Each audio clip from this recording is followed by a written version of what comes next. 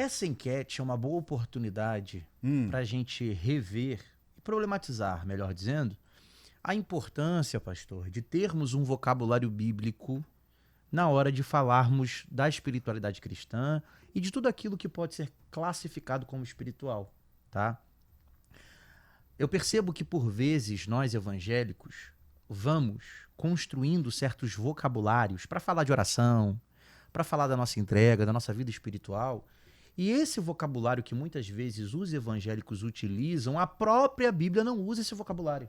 Não usa, Não verdade. usa. Tem algumas versões, algumas palavras que não usam mesmo. Tem Não, razão. exatamente. Verdade. A gente vai incorporando o nosso vocabulário, ao invés de nós olharmos para a Bíblia e incorporarmos o vocabulário da Bíblia para falar de temas bíblicos, a gente vai absorvendo vocabulários que não são bíblicos para falar de temas bíblicos.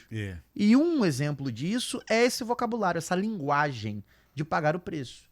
A Bíblia usa essa linguagem, essa expressão, quando ela trata de questões como oração, de questões como pedir algo a Deus? Não, a Bíblia não utiliza esse tipo de vocabulário. E a pergunta é, se a Bíblia não usa esse tipo de vocabulário, por que nós usamos?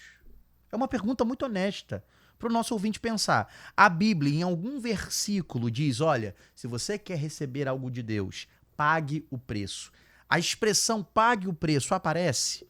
Então, se não aparece, o porquê que essa expressão aparece tanto no nosso vocabulário? A gente precisa aprender qual é o jeito bíblico de tratar temas bíblicos. Qual é o vocabulário bíblico para tratar de temas bíblicos.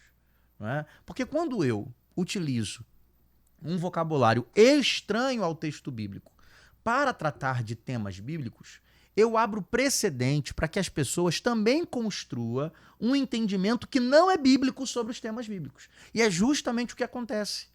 Pelo fato de não usarmos um vocabulário bíblico para tratar de temas bíblicos, as pessoas constroem também um entendimento que não é bíblico sobre temas bíblicos. E esse é um grande exemplo disso. Eu poderia aqui citar diversos outros vocabulários que não são bíblicos e estão sendo usados para falar de questões espirituais. Não é? Temos aí energia. Energia agora é uma palavra muito usada para falar de temas bíblicos. As pessoas misturam um vocabulário que não nasce das escrituras para falar de temas que nascem da própria escritura. Não é energia, frequência também. É frequência não agora? é? Agora é frequência. Espero que seja frequência modulada. O antigo dar brecha também não são vocabulários bíblicos. Não é um vocabulário bíblico para tratar de questões espirituais, mas a gente vai exportando, não é? Melhor dizendo, importando é a palavra correta. A gente vai importando de outros lugares um vocabulário e aí depois a gente reclama, as pessoas também constroem um entendimento que não é bíblico. Claro, o nosso vocabulário também não é bíblico. A gente vai tendo um vocabulário extra-bíblico e quer exigir das pessoas um entendimento intrabíblico. Nunca vai acontecer. A gente precisa começar a adquirir um vocabulário bíblico para falar das questões bíblicas. E esse vocabulário, né, pagar preço, né, e tudo isso que envolve a questão do preço não é bíblico, quando o assunto é oração, pedir algo a Deus. Em primeiro lugar, por quê? Porque isso, além de impreciso, abre interpretações que reconstroem, pastor Dário, uma lógica que o evangelho quebrou. E que lógica é essa que o evangelho quebrou? É a lógica retributiva. O evangelho rompe com essa lógica. Até porque, pastor Dário, existem muitas religiões do mundo. Mas se há uma originalidade no evangelho, ou seja, algo que faz o evangelho ser diferente de qualquer outra religião, é justamente o fato de que todas as outras religiões trabalham, de certo modo, a lógica do merecimento. Então, de alguma maneira, você faz algo para a divindade, você oferece algo para a divindade e, em troca do que você ofereceu, do que você entregou, você recebe. Então, essa lógica retributiva, ela é o fundamento da mentalidade das religiões pagãs. Já o evangelho rompe completamente com isso, porque o que faz com que a criatura se aproxime do seu Criador, o que faz o adorador se aproximar da divindade, na lógica do evangelho, não é o mérito, é a graça. Então, o mecanismo de aproximação é diferente. Então, quando eu construo um vocabulário onde eu uso constantemente entre mim e a divindade, que no caso é o próprio Deus verdadeiro, essa ideia de preço, de entrega, como se fosse uma espécie de negociação. Então, eu cumpro as tuas exigências e em troca do cumprimento dessas exigências você me corresponde, eu estou retrocedendo a uma mentalidade que o próprio evangelho já superou. Então, não se trata só de um mero equívoco na linguagem, né? Ah, não, a pessoa ela está dizendo algo, mas a intenção dela é outra. Ela está comunicando algo com a boca, mas, na verdade, ela crê de forma... Não, quando eu comunico algo no meu vocabulário, de alguma forma, isso comunica também uma falta de entendimento sobre aquilo que eu deveria crer. Não há preço. Não há, entre mim e a divindade, uma lacuna que deva ser preenchida pela minha performance. Então, dependendo da minha performance, o resultado será alterado. Esse tipo de mentalidade é pagão. Esse tipo de mentalidade não é proveniente de uma clareza sobre o que é, de fato, a fé evangélica. Em segundo lugar, pastor Dário, o próprio propósito da criação do homem refuta essa ideia. E por quê? Quando nós olhamos lá para o Gênesis, o que nós percebemos? O Criador criando o ser humano, para qual propósito?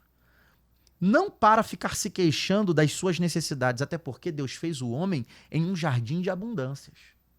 Então não havia falta ali. Não havia algo para o qual o homem poderia se aproximar de Deus querendo preencher o que falta. Até porque a única falta que ele tinha, o próprio Deus já viu antes dele pedir, que era o quê? A presença ou a existência de uma semelhante, que era Eva. O próprio texto nos mostra que Adão não pediu.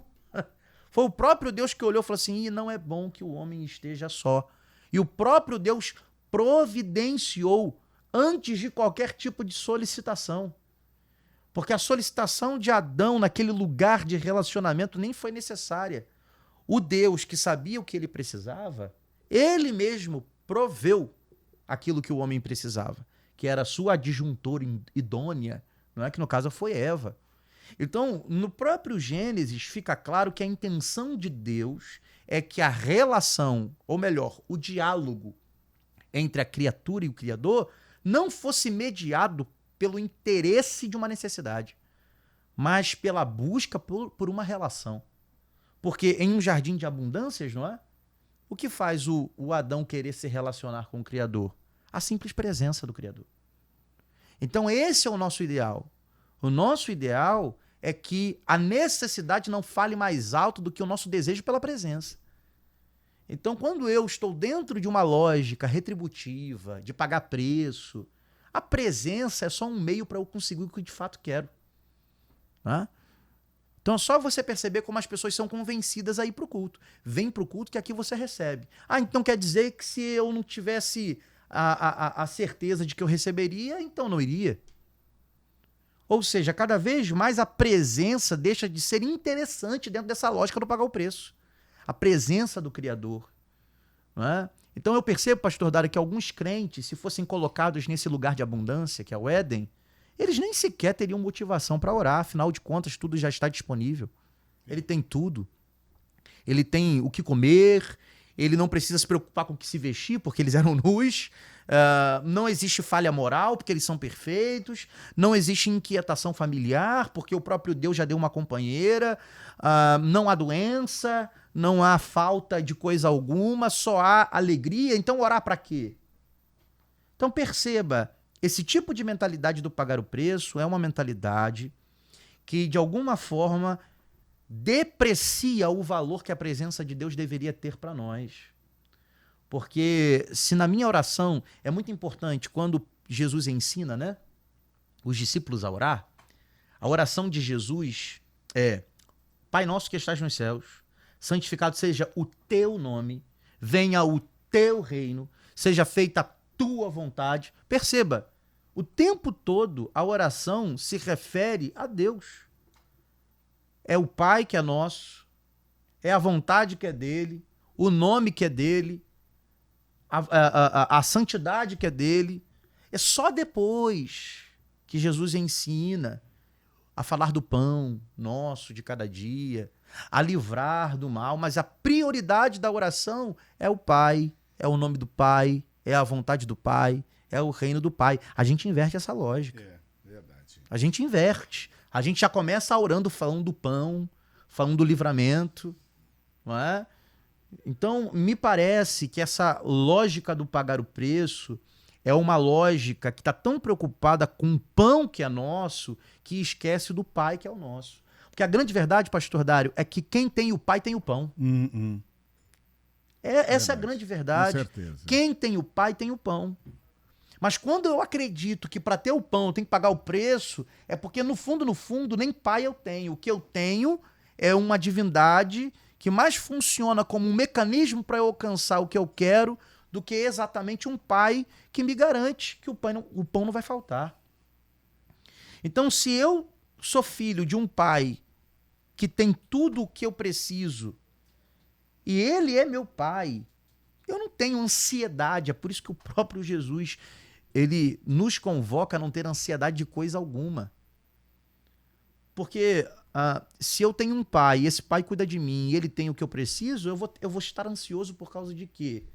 Então Jesus diz, não andeis ansioso. Agora, se eu acredito que para ter o que o pai tem para me dar, eu tenho que pagar o preço, como eu não vou ser ansioso?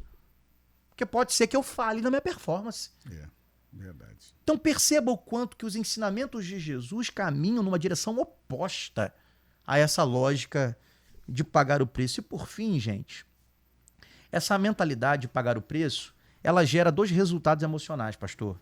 Ou ela gera orgulho, ou ela gera frustração. Orgulho por quê? Orgulho porque se eu acredito que eu recebi o que eu recebi porque eu consegui pagar o preço, então glórias a mim. Afinal de contas, a performance foi minha. Eu consegui orar o suficiente. Eu consegui buscar o suficiente. Então, o resultado da equação é o eu. É o eu que conseguiu exercer uma espiritualidade a ponto de convencer a Deus a me conceder o que eu estava buscando. Então, o preço foi pago. Então, olha, primeiro, o resultado emocional dessa mentalidade é o orgulho, é uma espiritualidade orgulhosa. Eu recebi porque eu consegui pagar o preço. Agora, por outro lado, quando eu não recebo, o resultado emocional qual é? A frustração. Afinal de contas, eu não consegui atender o padrão de qualidade da performance que Deus espera de mim. E o evangelho, quando é vivido, ele não me faz nem orgulhoso e nem frustrado, porque ele entende que se eu recebi porque Deus quis. E se eu não recebi pela mesma causa, porque sempre foi sobre o que ele quer e não sobre o preço que eu sou capaz de pagar.